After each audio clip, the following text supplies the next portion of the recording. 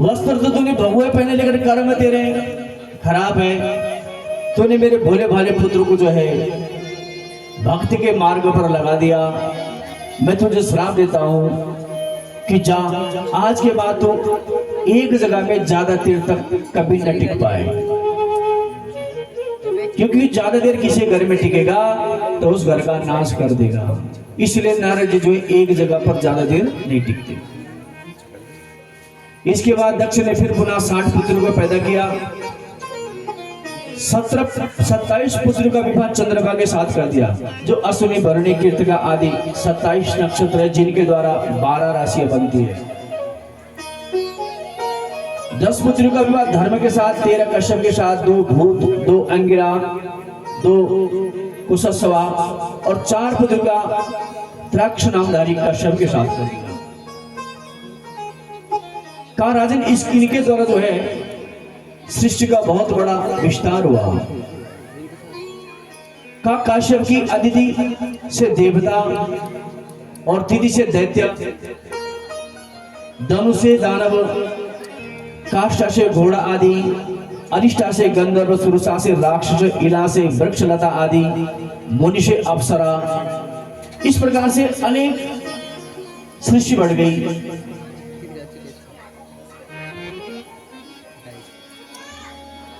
तो कहा राजन एक बार देवगुरु बृहस्पति ने भी जो है देवताओं का त्याग किया था।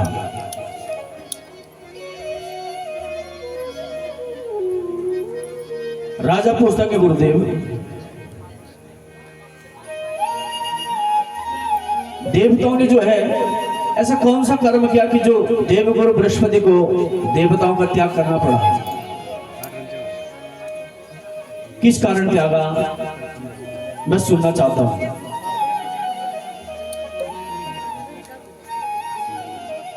गुरुदेव कहते कि राजन, इंद्र जब स्वर्ग का राजा बना तो राजपद मिलने के बाद इसको अहंकार हुआ। एक दिन कहा इंद्र की एक विशाल सभा का आयोजन हो रहा था और उस सभा के मध्य में जो है अप्सरों का नृत्य हो रहा था। देवगुरु बृहस्पति का आगमन हुआ। उस सभा में कहा देवगुरु बृहस्पति का आगमन हुआ और इंद्र ने जो है गुरुदेव को अनदेखा कर दिया। जब गुरुदेव का सम्मान बंदन आदि नहीं किया तो गुरुदेव वापस चले गए। गुरुदेव जब वापस गए, सभा का विसर्जन हुआ तो इंद्र को लगा कि गुरुदेव आए थे और मैंने गुरुदेव का अनादर किया। पुनः गुरुदेव को ढूंढने गया। गुरुदेव अंतर ध्यान हो गए। अब जब गुरुदेव अंतर ध्यान हुए तो इंद्र को अब धर्म कर्म यज्ञ अनुष्ठान करना था स्वर्ग में। अब जब कुल पुरोहित ही नहीं होगा तो किसके द्वारा कर्म किया जाए? और जब धर्म कर्म यज्ञ अनुष्ठान धरती पर नहीं होता तो असुरों की वृद्धि होती है। जिस घर में पूजा पाठ यज्ञ अनुष्ठान वेद पुराण स्वाहा स्वधा की ध्वनि नहीं आती, वो घर घर नहीं, वो घर शमशान बन जाता है ना। देवताओं को सबसे पसंद कौन सी चीज है पता है हम लोग को? देवताओं को जब आप लोग कभी खिलाते हो ना, रात को बजता जब वो ढोल, तो क्या करते हो? एक लेते हो उसमें कोयला, एक ढोल, और उसमें क्या डालते हो? घी, धुपड़। और जब ऐसे करते हो चारों तरफ तो वो देवता जो है अपने आप, धूप और दीप देवताओं को बहुत पसंद है। जिस घर के अंदर धूप और दीप प्रातःकाल प्रज्वलित होता है वहां देवता अपने आप आ जाते हैं। तो कहा जब धर्म कर्म यज्ञ अनुष्ठान घर के अंदर नहीं होगा तो देवताओं की कृपा हम पर नहीं होगी, और देवताओं की कृपा जब हम पर नहीं होगी तो सारे दोष हम पर ही लगते रहते हैं। तो इंद्र ने सोचा धर्म कर्म नहीं होगा तो हमारी शक्ति, क्योंकि देवताओं को जो शक्ति मिलती है वो हमसे मिलती है, ध्यान रखो। देवता भी और पितृ भी हमारे अधीन है। जब आप अपने पितरों को देते हो, ब्राह्मण को भोजन कराते हो, तो उससे पितरों का बल बढ़ता है। उसी प्रकार आप अपने इष्ट कुल को जब रोट भेंट आदि करते हो तो उसका बल बढ़ता है, और जब उनका बल बढ़ता है तो हमारी छोटी मोटी समस्याओं का वो समाधान भी कर देते हैं। इंद्र को चिंता हुई, गया देव ब्रह्मा जी के पास, और ब्रह्मा जी के पास जब गया तो ब्रह्मा जी ने फटकार लगाई, क्या रे इंद्र, तो आज स्वर्ग का राजा क्या बना कि इतना अभिमानी हो गया कि तू अपने गुरु का भी तिरस्कार कर बैठा।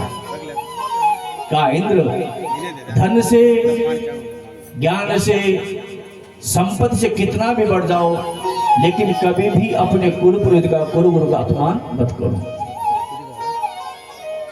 का कुल पुरोहित का, कुल गुरु का अपमान करने से समस्त कुल का नाश हो जाता है। इंद्र ने वही गलती करी और उसी गलती की इंद्र को बहुत बड़ी सजा मिली। ब्रह्मा जी समझाते, का तूने आज उस देव गुरु, उस गुरु को अपमानित कर दिया, उस गुरु के दिल पर ठेस पहुंचाई जिस गुरु ने तुम्हारे लिए त्याग किया। हमारे एक परंपरा है, कुल पुरोहित को कलश द्रव्य दी जाती है। कई बार लोग बात पूछते थे ये क्या चीज है, क्यों मांगते, वो क्यों मांगा जाता पता है आप लोग को? यजमान के घर में जब कुछ घटना घटती है तो ब्राह्मण यजमान के दुख में सम्मिलित होता है। कई बार ब्राह्मण के घर में कुछ शुभ कार्य है और यजमान के घर में कोई घटना घटती है दुखद, तो ब्राह्मण अपना सुख त्याग कर यजमान के घर में पहुंच जाता है, और 12-13 दिन तक जो सूतक होता है कई बार उसी भोजन को ग्रहण करता है, जबकि उसके घर में कोई सूतक नहीं है। उसी का ऋण वो कलश ऋण के रूप में विवाह में दिया जाता है। और जब ब्राह्मण, यानी जब आपने इस भागवत का संकल्प लिया तो ये सारा बोझ कुल पुरोहित के माथे पे आ जाता है, हमारे माथे पे आ जाता है। यानी आपका जो पूरा भार है ये हम लोग के ऊपर है। इसीलिए विवाह के दिन ब्राह्मण को दूल्हे से आगे बिठाया जाता है, वो सारी अलाय बलाएं अपने ऊपर लेता है। अगर ब्राह्मण आगे बैठा है तो ये जो अलाय बलाएं होती है ना, जो फेंकते ना के बाद सिरफल चावल फलाना फलाना, इसीलिए उसको आगे बिठाया जाता है। पीछे क्यों नहीं बिठाया? इसलिए बिठाया कि आने वाली जो गंदी हवा, शक्ति, कुछ भी कह लो, वो पहले ब्राह्मण पर टकराती है, और जब तक वहां पर ब्राह्मण है सारी अलाय बलाय उसके माथे पे होती है। इसलिए ये विधान ऐसे नहीं बना कि किसी ने बना दिया हो। 5 और 10 हजार से न ब्राह्मण बनेगा न यजमान घटेगा। ये परंपराएं जो है बड़ी सुंदर है, सोच समझकर, और इन परंपराओं को समझना तो महाभारत को पढ़ो, तब समझ में आएगा कि वास्तविकता है क्या। तो इस प्रकार से जब अपमान करते तो ब्रह्मा जी ने फटकार लगाई, लेकिन अपमान तो कर चुका था। तो ब्रह्मा जी को कहते कि अब क्या करा जाए, कुल पुरोहित तो चाहिए जो धर्म कर्म करे। तो कहा तुम विश्व रूप के पास आओ, उसका पुत्र त्वष्टा, वेद मंत्र आदि जानता है।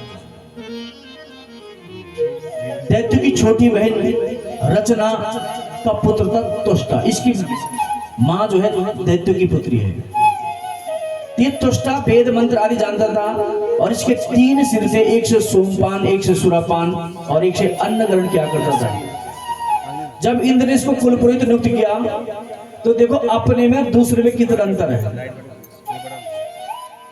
अपना कुल पुरोहित तो कई बार अपनी जेब से भी निकाल के रख देता है। अब जब इसने विश्व रूप को बनाया तो एक मुख से तो देवताओं को मंत्र बोलता है और एक मुख से दैत्यों को आहुति देता है, पक्षपात करने लगता है। और इधर दैत्यों को, इधर देवताओं को, इधर दैत्यों को, इधर देवताओं को। इंद्र को पता चला, इंद्र इसकी गर्दन काट दी, और इसकी जो गर्दन 3 थी, 1 से 4 तक, 1 से 3 तक, इससे कबूतर पैदा हो गए। इंद्र को ब्रह्म हत्या लग गई। अब जब इंद्र को ब्रह्महत्या लग गई और इसी विश्वरूप ने जो है इंद्र को नारायण कवच का भी उपदेश दिया था। जब इसको ब्रह्महत्या लग गई, सिंहासन खाली हो गया, ये इधर उधर भटकने लगा। इंद्र की पत्नी इंद्राणी देवगुरु बृहस्पति को जैसे जैसे ढूंढती, क्षमा याचना मांगती कि पति ने अपमान किया, गुरुदेव आप क्षमा करें, और उसको अपमान की सजा मिल गई, अपने आसन से नीचे गिर गया। लेकिन कहा गुरुदेव आप तो गुरु हो, आप अगर नाराज होते हो तो आप प्रसन्न भी जल्दी हो जाते हो, आप कृपा करें और फिलहाल कुछ करे ताकि स्वर्ग का राजा सुरक्षित रहे राज्य। और देवगुरु बृहस्पति कहते कि देवी चिंता मत करो, अयोध्या का एक राजा उसका नाम है नहुष, 100 अश्वमेध यज्ञ कर चुका है, कुछ समय के लिए इसको हम स्वर्ग का राजा बनाते हैं। और इस नहुष को जो है स्वर्ग का राजा बना दिया, सिंहासन पर बैठ गया। अब ये सिंहासन ऐसा है कि जहां कई बार घमंड भी आ जाता है। घमंड भक्ति के साथ भी चलता है, ज्ञान के साथ भी चलता है, सुंदरता के साथ भी चलता है।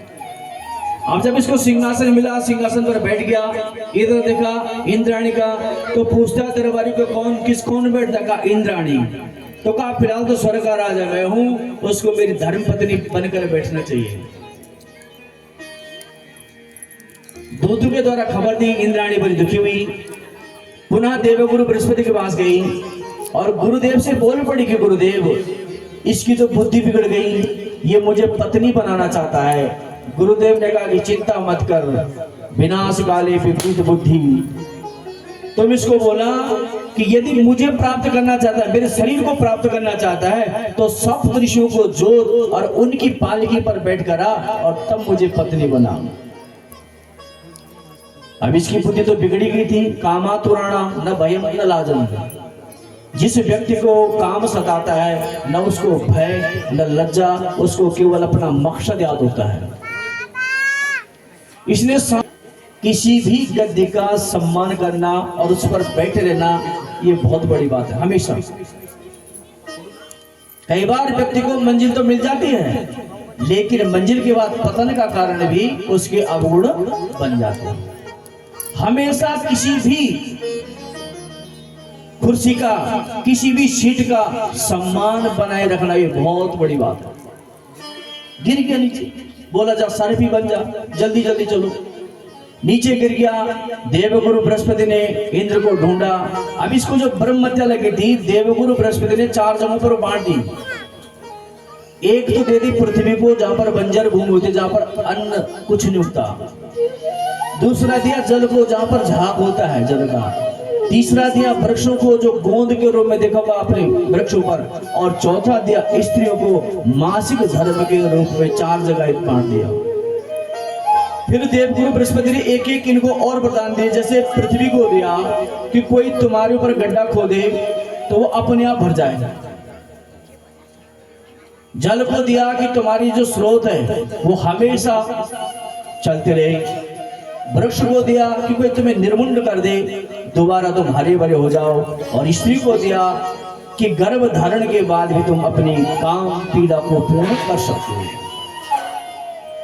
तो इधर जब त्वष्टा को पता चला कि मेरा पुत्र इंद्र ने मार दिया, तो उसने यज्ञ किया और यज्ञ में आहुति डालता कि ऐसा पुत्र पैदा हो, ऐसा पुत्र पैदा हो जो इंद्र को मारे। और जब बार बार मंत्र बोलता है ऐसा पुत्र पैदा हो, ऐसा पुत्र जो इंद्र को मारे, तो मंत्र उल्टा होगा। किसी भी चीज को जल्दी जल्दी बोलेंगे राम राम राम राम राम राम राम राम मरा मरा मरा। तो मंत्र बोल पड़ा कि ऐसा पुत्र पैदा हो जो जिसको इंद्र मारे। बोल तो ये रहा था कि ऐसा पुत्र पैदा हो कि जो इंद्र को मारे, लेकिन मंत्र उल्टा, पुत्र पैदा हुआ और उसका नाम पड़ा वृतासुर।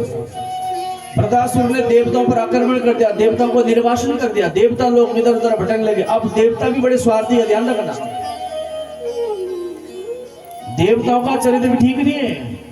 ये देवता जिनको घी दूध पिलाता है उसी के गुलाम बन जाते हैं और उसी का कहना मानते, तभी तो बोलते यहाँ से वहां भेजते हैं, वहां से वहां भेज दिया। तो देवताओं पर जब मुसीबत आती है ये भी भाग जाते हैं। और ये भागे भागे फिर ब्रह्मा जी के पास, क्या करे बचाओ बचाओ महाराज। ब्रह्मा ने कहा कि अरे देवता, इसको मारना तुम्हारी बस की बात नहीं है, ये तो बहुत बलवान है, यज्ञ कुंड से पैदा हुआ है। तुम दधीचि ऋषि के पास जाओ और उसके शरीर की हड्डियों से जो है वज्र बनाओ, तब जाके इसका वध होगा।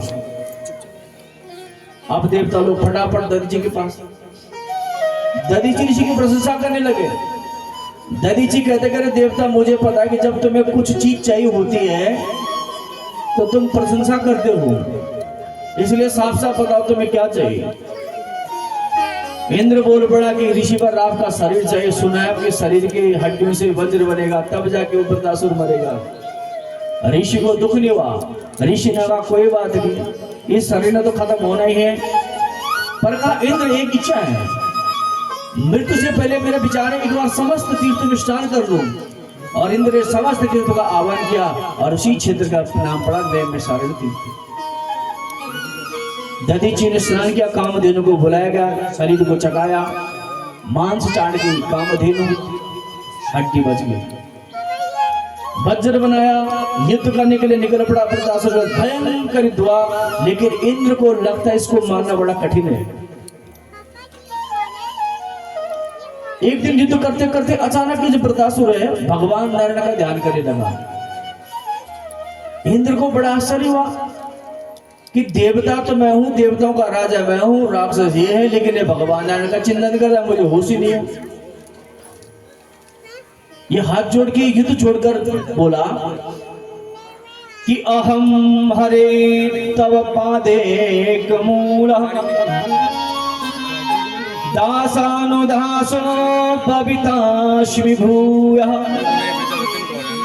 मनस्मरेता सुपुते गुणास्ते गणित वाक कर्म करो तुकाया। क्या बोलता कि अहम हरे तव पादे कमूलम्, चरणों की सेवा करना नहीं चाहता, सिर्फ आपके जो दास है, आपके जो भक्त है, जिन्होंने आपकी अनुभूति की है, मैं उनके चरणों की सेवा करना चाहता हूं। क्यों? क्योंकि उन्होंने आपकी अनुभूति की है और उनके चरणों के पच्चनों पर चलते चलते मैं भी आप तक पहुंच सकता हूं। तो कहा प्रभु मैं आपके नहीं, आपके दासों की सेवा करना चाहता हूं। कि न नाक पृष्ठम न च पारमेष्टम न च सार्वभौमम न रसाधिपत्यम न योग सिद्धिर न पुनर्भवामि समंजसत्वं विरहायकम्। पहले श्लोक में तो बोला कि आपके भक्तों की सेवा करना चाहता हूं, अगले में बोलता है कि न स्वर्ग चाहता हूं न पृथ्वी का साम्राज्य चाहता हूं, चोंच के द्वारा अन्न डाले उसी प्रकार मैं आपके लिए तड़पता हूं। काम इस प्रकार तड़पता हूं कि जैसे गौ का बछड़ा अपनी माँ की बाट देता है, कब मेरी माँ और कब उसका स्तन पान करूं, इसी प्रकार का मैं भी तड़पता हूं। मुझे आपकी कृपा, आपका आशीर्वाद चाहिए। इंद्र साधुवाद देता है, पुनः युद्ध होता है। युद्ध होता है तो इंद्र का वज्र नीचे गिर जाता है। इंद्र को लगता है कि अब तो मार ही देगा, लेकिन इसने मारा नहीं। फिर बोलता है इंद्र मित्र उठाओ, ये युद्ध तो एक जुए के समान है, उठाओ मित्र। का मित्र कि सुख दुख यश अपयश अघन वसुधा वैभव मान बंद मोक्ष जीवन मरण प्रभु के ही बसुदा। हाँ मित्र उठाओ, ये युद्ध जुए के समान है, सुख दुख यश अपयश अधर्म वसुधा वैभव मान। ये सुख दुख यश और अपयश मनुष्य के स्वयं के कर्मों की पूंजी है। अच्छे कर्म के होंगे तो सुख मिलेगा, बुरे कर्म मिलेंगे तो दुख मिलेगा। और का मित्र जीवन बंध मोक्ष विधि के ही बुझ जा, इसलिए लड़। पुनः युद्ध हुआ और इसने इंद्र को वज्र सहित जो निकल दिया और इंद्र ने उसी वज्र की सहायता से इसका शरीर अलग कर दिया और इसका भी गोविंदाय नमो नमः बोले चंद्र भगवान की। ये भी समाप्त हो गया।